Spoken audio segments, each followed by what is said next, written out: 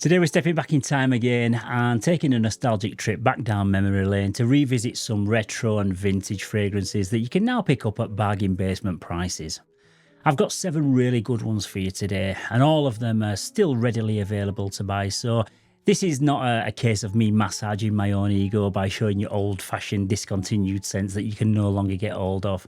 They're also all priced at under 30 quid each, so they're not going to break the bank, and there's nothing to stop you from having a bit of fun and discovering 1 or 2 of them for yourself.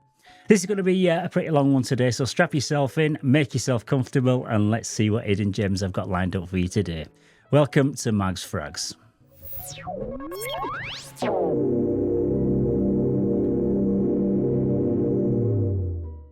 Okay, so first up today, we're going back to the year 2009, and the year that the world was captivated by the first ever African-American president of the United States. Avatar was breaking box office records and revolutionising 3D cinema, and Lady Gaga was teaching us all about a bad romance. Amidst all this, a new fragrance emerged that encapsulated the bold spirit of the time. Mandarina Duck Pure Black, which later dropped the pure out of its name and just became simply known as Black, it was a fragrance that dared to be different and was well ahead of its time because it still smells extremely relevant and contemporary even to this day. It's classed as a woody aromatic fragrance for men. It comes in an eau de toilette concentration, and the nose behind this hidden gem is Natalie Lawson. You can pick it up for between £20 and £25 online, and seriously, I'd be prepared to pay double that for a scent of this quality. Okay, so from the initial spray of this, you're greeted by an invigorating burst of tangerine and bergamot, so the opening is both sweet and juicy, but also zesty and refreshing. Add to this a sprinkling of black pepper, and the initial first impression is powerful and instantly commands your attention. It's like when you hear the first few beats of a banging song, it just sets the stage for what's about to come. But as with nearly every fragrance, it's the heart and the base notes in this that form the real character of its scent. And once this dries down, it starts to reveal its true identity with notes of tonka bean, tiare flower and African orange flower. The tonka bean brings a creamy, slightly sweet and nutty aroma, whilst the tiare flower and the African orange flower bring in like an exotic floral sweetness that'll make you think of tropical beach parties under the stars. This all sits on a base of vanilla, sandalwood and Virginia cedar, so it's a warm, sweet and comforting scent that has a smooth, velvety texture and smells way more stylish and sophisticated than the price of it would suggest. It's a perfect date night or a clubbing scent, and it suits dressed up evening wear rather than one that I'd wear during the day. It's got a masculine and sexy scent profile that has a really seductive charm, and it's guaranteed to get you drowned in compliments. The performance is also surprisingly good, and it's one that'll last you all night with a decent moderate projection. Some people may want me to keep this as a bit of a gatekeeper fragrance and one to keep for themselves. They probably won't be happy about me giving it exposure, but it's one that if you haven't already owned in the past or you ever sampled it, then I would definitely urge you to blind buy it right away because it's an absolute beauty for the price. Okay, so next up we're travelling back even further in time to the year of 1978, when it wasn't just about disco balls and bell-bottom jeans, it was a year of cultural milestones. The first test tube baby was born, showing us that science could achieve the seemingly impossible. Grease had hit the cinemas, and John Travolta danced his way onto the movie screens not once but twice that year. But the best thing for me in 1978 was the fact that Space Invaders landed in arcades, starting a gaming revolution that continued to grow to this day. It was also the year that Lagerfeld Classic was born, and this complex tobacco-forward masterpiece is like a time capsule direct from the 1970s. And whilst most fragrances from this era have been reformulated and diluted to a shadow of the former selves, this is still as funky and as quirky as it always was, and maybe that's the reason it's stood the test of time and it's still a fan's favourite in the fragrance community to this day.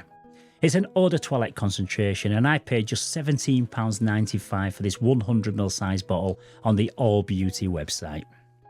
Okay, so for the moment that you uncork the vintage bottle and take the initial first spritz, you're greeted by an aroma that's both fresh and sophisticated, with notes of aldehyde, tarragon, clary sage, bergamot, lemon and green notes. So it starts out fairly clean and bright with a slightly herbaceous and zingy introduction, with a nice spicy kick to it also.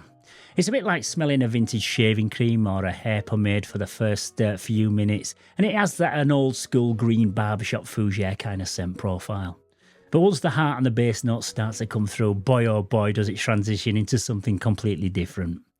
The dry down is a full-bodied, smoky, boozy, hairy-chested, animalic, ultra-masculine bomb with prominent notes of tobacco, oak moss, orris root, patchouli, amber and musk, just to name but a few. If I were to line up 100 guys of a certain age to blind test it, all of them would guess it was a 1970s fragrance. It's totally old-fashioned and it's of its time, but that's what makes it really cool.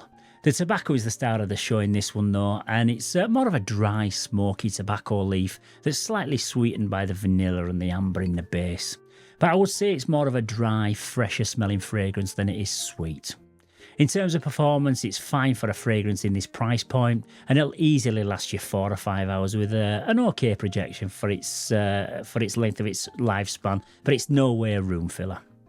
This is one to wear in the cooler temperatures and in the evenings, and the scent profile doesn't lend itself at all to daytime wear in my opinion. It certainly won't be for everybody, and I can see plenty of younger guys and most women these days absolutely hating it. But if you're a guy who smoked Woodbines and drove a Vauxhall Viva or a Hillman Hunter back in the day, then I'm pretty sure you'll have rocked this one. Right, so next up is a more modern one from the year 2007, the year that the iPhone made its grand debut, forever changing how we connect with the world. This one is Diesel Fuel for Life, which I can't believe is 17 years old already, and like the Mandarina Duck one that I spoke about earlier, this has aged really well and it'd still smell great on a younger guy in his early 20s even today. It's classed as an aromatic fougere with an interesting blend of unexpected notes that give it an instantly recognisable and unique scent profile. The top notes in this are star anise and grapefruit. In the mid we've got raspberry and lavender, and the base notes in this are woody notes and heliotrope. Yeah, so this one opens up with a sweet, spicy and slightly herbal aroma, and from the very first spray you're hit with an invigorating burst of the star anise and the grapefruit. The star anise produces a licorice or an aniseed kind of smell that's quite bitter but also slightly sweet, and this blends really well with the raspberry, which is also slightly sweet and quite tart as well. The grapefruit adds a zesty sparkle up top, but this doesn't really have a citrusy smell as such in the opening, and it instantly starts out with that semi-sweet herbal accord. There's also some lavender in there that brings a calming aromatic depth, just balancing out the sweetness of the raspberry and the star anise with its classic clean and slightly floral essence, but it's not overpowering and it's only like a mild accompaniment. Once it's fully dried down, it becomes warmer and with earthier and smokier accents thanks to the woody notes and the heliotrope in the base. It's actually quite a fun and playful scent that'll probably better suit younger guys to wear as a casual everyday scent when you're wearing your jeans and your t-shirt. But it's also got plenty of depth and character, so older guys could easily pull this one off with no problem. It has decent longevity and it'll get you through 6 or 7 hours before you'll need to reapply it, and it projects really well for the first couple of hours. If you've been sleeping on this one for a few years or you haven't tried it at all, then you definitely need to try it because it's a brilliant one to revisit and it doesn't smell outdated at all. Okay, so this next one is the oldest one in today's list, and it was first launched back in 1974, so it's bang on 50 years old, and it was launched in the same year that Muhammad Ali regained his heavyweight world title against George Foreman in the famous Rumble in the Jungle. I was just learning to walk as a 1-year-old when this bad boy first came out, and I can tell you one thing, it's certainly aged better than I have. This is Halston Z14 Cologne, which is a citrus, woody, green, leather, spicy aromatic. It comes in a giant 236ml bottle, and this cost me just £25 on Amazon, but you can pick it up for sub £20 if you shop around. The top notes in this are cypress, lemon, bergamot, green notes, basil and gardenia. In the mid, we've got cinnamon, vetiver, patchouli, cedar, coriander, geranium and jasmine. And the base notes are leather, oak moss, benzoin, musk, amber and tonka bean. Okay, so you can probably tell from the note breakdown there's a lot going on in this fragrance, and it's basically got a little bit of everything but the kitchen sink thrown into it. But the first spray of Halston 14 greets you with an exhilarating rush of cypress, lemon and bergamot. It's like taking a deep breath of the air on a cold, crisp morning. The green cypress is very realistic smelling and blends seamlessly with the basil and the gardenia, adding a touch of herbal freshness. However, right from the first initial spray of this, you won't fail to notice that this smells super vintage with plenty of traditional oak moss and other florals in the heart of the scent that just bring a real 70s feel, and there's no way it'd ever pass off as a modern fragrance. As it dries down, you get a mix of spices as well as some warmer, sweeter notes like leather, tonka beans and amber that bring a nice earthy depth. But for me, it's the cypress and the lemon that really stand out in this one, and the stars of the show.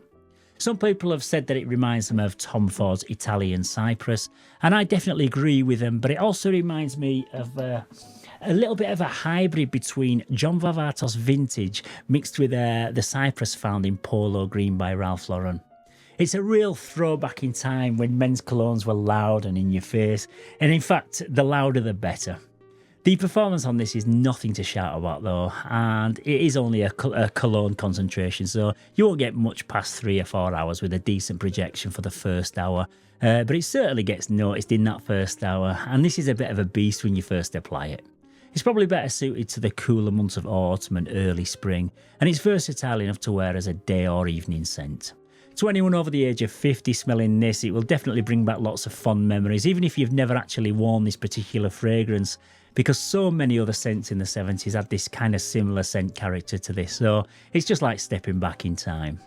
You may have smelled this on your dad or your granddad back in the day, and masterpieces like this should never ever fade away or be forgotten about, because they're just true gentleman's classics.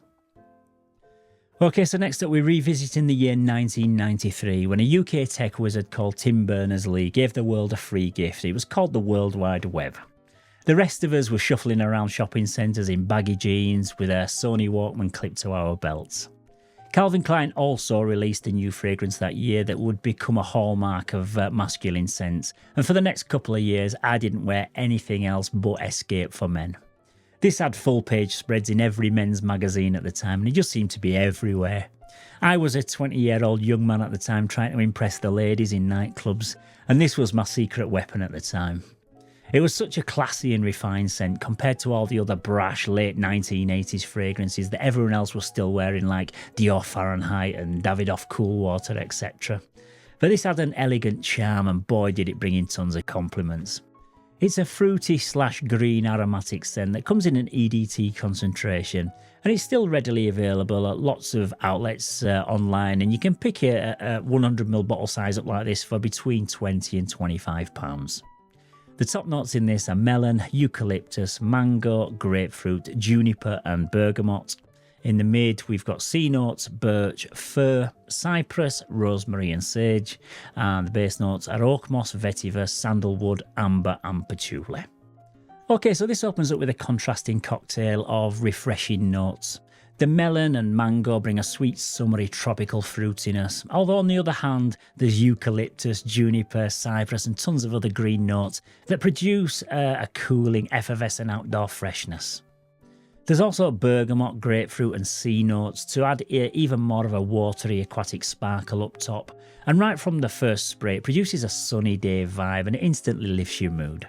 But as it dries down, the sandalwood and amber bring a little bit of comforting warmth from the base, whilst the fruits and the green notes just balance each other out perfectly in the heart. On the whole, it remains bright with a really clean, fresh out of the shower aroma, and it's totally versatile. You could wear it casually or with a smart suit, but it's maybe better suited to wear during the warmer months through spring or maybe on a summer evening. I personally think it's aged really well, and I might be slightly biased here, but I still think that this had wiped the floor with a lot of today's latest designer releases, and I think young guys could easily pull this one off. It's actually really fun to revisit fragrances that I wore back in the day like this one, because in those days I never tried to understand what the notes were in particular fragrances, and I just used to smell them in the shop, and if I liked the overall smell I bought them. But looking back now, I did seem to gravitate towards more fresher, greener fougères without having any clue what I was doing at the time. This is a belter though, and if you haven't ever smelled it, don't sleep on it any longer and pick up a bottle. It's impossible to dislike it, and it makes for a great spray and go type scent at this time of year. Okay, so just a couple more to go, and this next one came out in 1995, and wow, what a year to be alive. Oasis released Wonderwall and subsequently became the biggest band in a generation. Cool Britannia was in full swing, and I'd just picked up a new Vauxhall Astra GTE, which, believe it or not, was a pretty desirable hot hatch back then, and I thought I were the Don driving that around. But now it looks like a square tin on wheels. But amidst all these unforgettable moments, a fragrance was quietly making its debut and completely escaped my notice. This is Sculpture Homme by Nikos Parfums, who are a Greek fragrance house and produce 6 different flankers in the Sculpture line, which are all inspired by the Mediterranean. But I'm focusing on the original one. It's a citrus amber fougere and it comes in an eau de toilette concentration. You can currently pick this one up for £18.70 on the Notino website. I also haven't mentioned anything about the presentation of any of the other fragrances in today's list, but this is worth a mention because it's like a work of art with its quirky sculpted shape and its etched branding on the front. But it's probably a bit of a love or hate it type design with this kind of upside down spray system, etc. But I think it's quite cool. The top notes in this one are orange blossom, lemon, bergamot and mandarin orange. In the mid we've got jasmine, lily of the valley, geranium and rose. And the base notes in this are tonka beans, benzoin, amber and cedar. Okay, so this one starts out extremely fresh and citrusy with a sharp, zesty lemon and bergamot combination, blending with a slightly sweeter mandarin orange.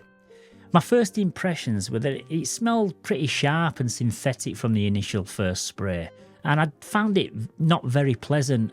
But after 5 minutes or so, once it begins to dry down and the somewhat harsh citruses start to settle down a bit, it becomes extremely pleasant and enjoyable. The floral notes in the heart of the scent bring a lush, clean soapiness, and the sweetness of the tonka beans and the amber in the base produce a lovely, relaxed warmth that isn't too sweet. And it reminds me of a lighter, fresher version of Le Male Parfum by Jean-Paul Gaultier.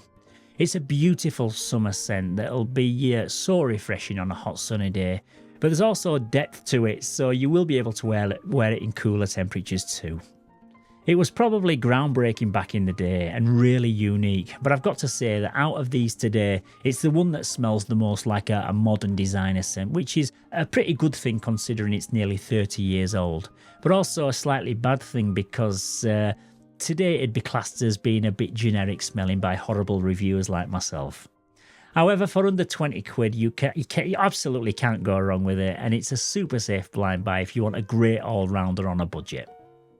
Yeah, and finally we're going to end this list with one from 1982. And when you ask someone to remember any retro fragrances from the 1980s or 90s, I guarantee Drakkar Noir will be one of the first ones mentioned. It's a timeless classic containing no less than 26 different fragrance notes, which was basically par for the course back in the 1980s. Again, it's an eau de toilette concentration and available for around about the £20 mark online. The top notes in this are lavender, lemon, bergamot, rosemary, mint, lemon verbena, basil and artemisia. In the mid you've got juniper, coriander, cinnamon, carnation, wormwood, angelica and jasmine. The base notes are oak moss, pine tree needles, leather, fir, sandalwood, vetiver, patchouli, cedar, amber and resins. Yes, so basically, loads going on there. But it produces a really clean and refreshing soapy shower gel-like aroma with fresh citruses, green accents, clean florals and some slightly sweeter resinous notes in the background. There's too many different notes to be able to isolate any of them individually, but the overall smell is totally timeless. And it's almost like you're not wearing a fragrance because it just smells like you've just had a longer shower than usual and just used a bit of extra shaving foam when you've had a shave in the morning. It's a gentleman's classic that's totally mass appealing and easy to wear for absolutely any situation. To this day, there's nothing old-fashioned about it in my opinion, unless smelling clean like you've just had a hot bath is no longer on trend. But it's not a scent that has a distinctive character where you walk past someone and they'll recognise what you're wearing like you would with, say, Koros or Polo Green, etc. But maybe that's why it's probably stood the test of time for so long and it's so popular today, because it just stays in its own lane maybe. In 2022, they even released an intense version to celebrate its 40th anniversary. This intense version does smell quite different, by the way, and it's also really nice, so it wouldn't be a redundant purchase if you already own the original. But I won't get into comparing the two because I might do a full review of this one in the near future. I wouldn't imagine there's many men over the age of 40 that's not owned Drakkar Noir at some point in their lives. But if by any chance you haven't ever got your nose on it, then I would urge you to try it out. It's an important part of fragrance history, and it's an absolute classic. Okay, so just a quick summary. These are all great in their own right, and that's why I've selected them for this video. But the ones I'd probably be most likely to wear myself in 2024 are the Mandarina Duck, the Escape, the Fuel for Life, the Sculpture, and the Drakkar Noir. The Halston and the Lagerfeld are classics, but they're just a bit too vintage smelling for me personally. But I definitely don't mean to say that I don't like them or anything like that, because I think they smell absolutely great and a fantastic quirky option if you're a younger guy looking for something completely different. But wearing a vintage scent as an older guy would probably make me appear even older, so I'll probably stay away from these two. Okay, so once again, that's about it for this latest episode. And if you've enjoyed it, then don't forget to give it a thumbs up, because it does help the algorithm push my videos out to more people. And also don't forget to subscribe to the channel so you don't miss any of my future uploads. So once again, guys, thank you so much for joining me today. Stay safe, keep smelling $1 million, and I'll see you very soon in the next one. Bye-bye for now.